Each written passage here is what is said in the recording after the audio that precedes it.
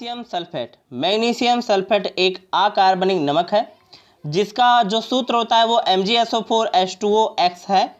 जहाँ पर जो S की वैल्यू होगी वो 0 कभी नहीं होगी, S की वैल्यू 7 हो सकती है। अब यहाँ पर बातें और समझते हैं। इसे अक्सर हेप्टाहाइड्रेट सल्फेट खनिज एप्सामाइड कहते हैं, एप्सोमाइड कहा जाता है, जिसका फॉर्मूला जो होता है MgSO4 × 7H2O होता है, ठीक है, के रूप में जाना जाता है। इसे आमतौर पर एप्सो नमक कहा जाता है, ठीक है, इसे आमतौर पर क्या कहा जाता है, एप्सो नमक कहा जाता है। 1970 के दशक के मध्य में मोनोहाइड्रेट का कुल वैश्विक वर्ष उपयोग 2.3 मिलियन टन था, ठीक है। अब ये क्या बात है मैं आपको बताऊं, ठीक है। तो यहाँ पर क्या रहा है 1970 के दशक में के मध्य में जो है मोनोहाइड्रेट का कुल वैश्विक वर्ष जो उपयोग था वो 2.3 मतलब 2.3 मिलियन टन था, जिसमें अधिकांशतः इसका उपयोग जो हुआ था वो उर्वरक के रूप में, कृषि क्षेत्र में उर्वरक के रूप में किया गया था, ठीक है। तो कहने का मतलब है जब 1970 में इसे बनाया गया था मोनोहाइड्रेट के फॉर्मेट में, तो उसका जो सबसे ज्यादा उपयोग हुआ था किस में हुआ था, कृषि उपयोग में हुआ था, कृषि के उर्वरक के उपयोग में हुआ था, ठीक है। अब ये जो इसका फॉर्मूला आपको दिख रहा होगा जो जिसे हेक्साहाइड्रेट कहेंगे, हेक्साहाइड्रेट कहा जाता है। तो भाई ये हेक्साहाइड्रेट का फॉर्मूला, जिसमें मैग्नीशियम है OH2 इधर लगा, OH2 इधर लगा, OH2 इधर लगा, OH2 इधर, OH2 OH2 और यहाँ चार्ज पार्टिकल SO4 - 2 चार्ज, ठीक है। तो अब बेसिकली समझते हैं भाई ये निर्जल जो मैग्नीशियम सल्फेट जो आपको फिगर दिख रहा है ये निर्जल मैग्नीशियम सल्फेट है, ठीक है। तो निर्जल मैग्नीशियम सल्फेट होने के कारण का मतलब जैसे मान लीजिए यहाँ पर निर्जल की बात मैंने जब से कर दी है, ठीक है। तो निर्जल का मतलब होगा जो इसका फॉर्मूला होगा सेम, तो यार MgSO4 होगा, ठीक है। ये नहीं कि जो 7H2O मैंने लिखा है 7H2O नहीं, इसका जो फॉर्मूला होगा वो MgSO4 होगा, ठीक है। और भी बातें हैं फाइनली वो समझते हैं। तो अभी हम लोगों ने मैग्नीशियम जो निर्जल मैग्नीशियम सल्फेट है उसे समझ ही लिया। फाइनली अब समझने की कोशिश करते हैं भाई जो एप्सोमाइड है, जो एप्सोमाइड है जिसको हेप्टाहाइड्रेट कहा जाता है, ठीक है। एप्सोमाइड में हेप्टाहाइड्रेट जो आपको फिगर दिख रहा होगा, ये फिगर जो आपको दिख रहा है, ठीक है, हेप्सामाइड का फिगर दिख रहा है, ठीक है। और ये जो बात करते हैं भाई नाम जो इसका है वो क्या होता है, ठीक है। जो IPSC का नाम है उसे मैग्नीशियम सल्फेट कहा जाता है भाई। दूसरे नाम इसके भी हैं, दूसरे नाम जो इसके होंगे उसे कहा जाता है एप्सो नमक, जिसको एप्सो नमक को मैंने जैसे कहा भाई हेप्टाहाइड्रेट, ये एक हेप्टाहाइड्रेट है, ठीक है। एप्सो नमक को हेप्टाहाइड्रेट कहा जाता है और अंग्रेजी नमक भी कहा जाता है इसे, ठीक है। अंग्रेजों के जमाने में नमक था तो भाई अंग्रेजी नमक के नाम इसका बढ़ गया, ठीक है। और इसे कड़वा लवण भी कहा जाता है, मतलब ये कड़वा लवण भी इस नाम से फेमस है। और भाई इसे स्नान लवण भी कहा जाता है, ठीक है। तो इसके कितने फाइनली नेम जो हुए वो 4 नाम आपको दिख रहे हैं और एक नाम जो है वो IPSC नेम दो आपको दिख ही रहा है। एक नाम जो होगा एप्सो नमक होगा, अंग्रेजी नमक होगा, कड़वा लवण होगा, स्नान लवण होगा, और ये मैग्नीशियम सल्फेट जो दूसरा नाम आपको इसमें दिख ही रहा है। तो ये फाइनली इसके कुछ बेसिक हुए। तो अब हम बताएं अगर जो इसके प्रॉपर्टी की मतलब गुण की, तो जो इसका प्रॉपर्टी है वो क्या है, रासायनिक जो इसका सूत्र होता है भाई MgSO4 होता है और जिसका जो अणुभार होता है ध्यान समझिएगा वो 120.366 होगा, ग्राम पर मोल होगा। निर्जल अवस्था में ये होता है। अब भाई जब ये मोनोहाइड्रेट बनाता है, ठीक है, मोनोहाइड्रेट का मतलब होता है जिसमें जल के अंश एक ही हो। जैसे मान लीजिए हमने फॉर्मूला दिया MgSO4, तो MgSO4 और इंटू लिख दिया भाई H2O, तो यह मोनो है। एक हाइड्रोजन जो एक जल के अंश जुड़े हो तो वो मोनो कहलाता है, ठीक है। तो यहाँ पर जो मोनो मिलेगा, मोनो का मतलब होगा तो इसका जो वेट हो जाएगा वो हो जाएगा 138.38 ग्राम पर मोल हो जाएगा, ठीक है। अब जब इसमें टाई लग जाएगा भाई, टाई हाइड्रेट हो जाएगा, तो इसका जो वेट हो जाएगा वो कितना हो जाएगा ध्यान समझिएगा 174.41 ग्राम पर मोल, ये ट्राई हाइड्रेट के कारण होगा। अगर जो इसमें पेंटा हाइड्रेट होगा, पेंटा मतलब 5 मॉलिक्यूल्स आप जल के जोड़े जाएंगे, मतलब MgSO4 जो आपको मिल रहा है, ठीक है, उसमें जो होगा 5H2O जो होगा 5H2O जो जुड़ जाएगा, तो 5H2 जुड़ने के बाद इसका जो वेट हो जाएगा वो क्या हो जाएगा भाई देखिएगा ध्यान से 210.44 ग्राम पर मोल हो जाएगा। ये जब हो जाएगा, ठीक है, जब इसमें 5 अणु जुड़ेंगे, ठीक है। ऐसे ही जब हेक्सा होता है भाई, हेक्साहाइड्रेट जैसे मैंने बताया था भाई, हेक्साहाइड्रेट बहुत इंपॉर्टेंट है यहाँ पर, ठीक है। हेक्साहाइड्रेट होने पर इसका जो वेट हो जाएगा वो कितना हो जाएगा 246.47 ग्राम पर मोल, ठीक है। मतलब 1 मोल में जो इसका वेट होगा वो कितना हो जाएगा 246.47, वो भी क्या कहलाएगा हेप्टाहाइड्रेट जब होगा तब, मतलब मैग्नीशियम सल्फेट हेप्टाहाइड्रेट जब होगा तो उसका वेट इतना हो जाएगा 246.47 ग्राम पर मोल, ठीक है।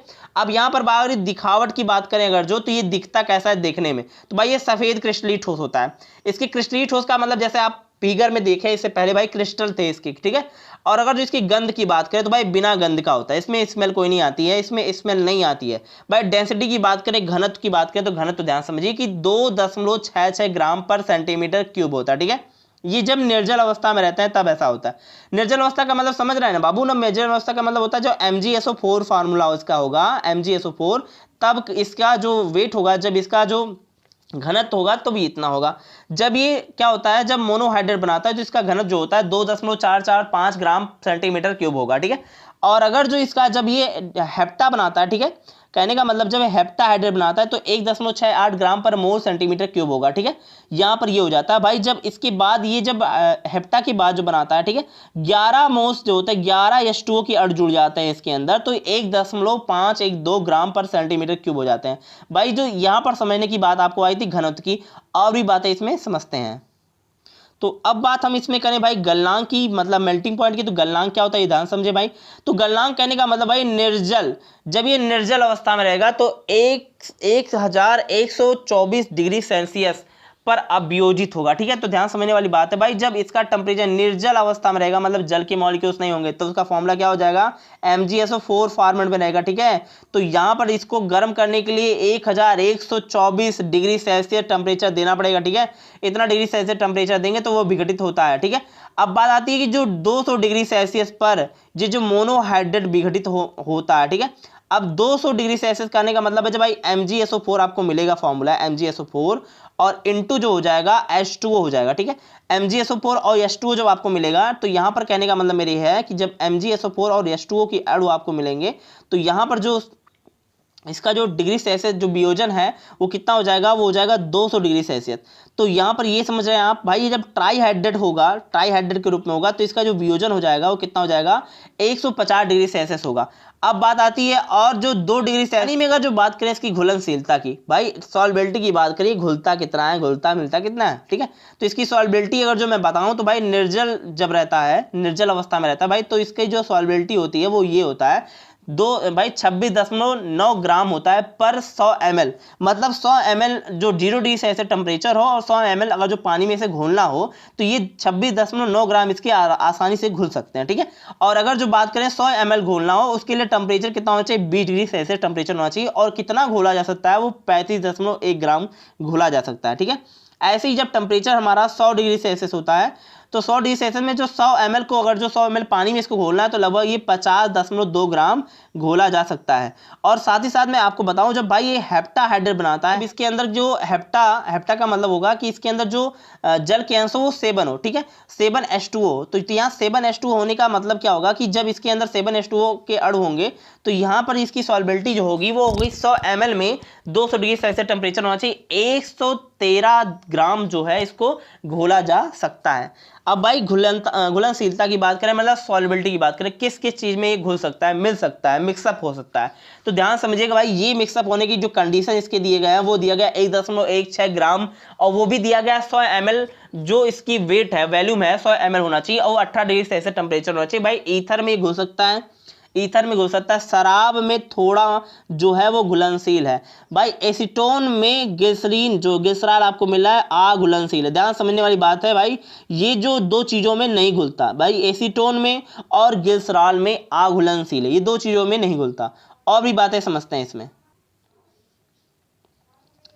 एप्सम नमक को पारस्परिक रूप से स्नान लवण के, जैसा मैंने आपको पहले बताया भाई, स्नान लवण के एक घटक के रूप में इस्तेमाल किया जाता है। एप्सम नमक का उपयोग सौंदर्य उत्पादन के रूप में भी किया जाता है, मतलब जो हमारे क्रीम होते हैं कुछ उसमें इसके अंदर जो है एप्सम लवण जो है वो डाला जाता है। एस्थेटिक, इसका उपयोग जो है गले की जो मांसपेशियों को शांत करने के लिए करते हैं। जबकि किसान में बागवान जो है इसका उपयोग, किसान में जो बागवान है इसका उपयोग मैग्नीशियम और सल्फर की कमी को ठीक करके फसलों में सुधार करते हैं। तो यहाँ पर इसका सबसे ज़्यादा उपयोग जो आपको मिल ही रहा होगा वो कृषि क्षेत्र में मिल रहा होगा।